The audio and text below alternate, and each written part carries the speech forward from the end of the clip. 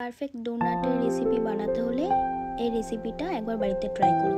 120 গ্রাম দুধ উষ্ণ গরম করে নেব, তার মধ্যে ইস্ট দিয়ে দেবো 4 গ্রাম আর চিনি দিয়ে দেবো 50 গ্রাম। ভালো করে মিক্সড করে 5 মিনিট রেস্টে রেখে দেবো। তারপর ময়দা নিয়ে নেব 130 গ্রাম, 2 টিস্পুন নুন দিয়ে দিলাম, দিয়ে দেবো 3 চামচ টক দই আর দিয়ে দেবো ইস্ট আর দুধের মিশ্রণটা ভালো করে মেখে নিয়ে তারপরে বাটার দিয়ে দেবো 2 চামচ মতো। তারপর ভালো করে সুন্দর করে মাখবে যাতে পুরো নরম সফট একটা ডো তৈরি হয়, যেন বেশিটা নরমই থাকে, যেন হার্ড না হয়।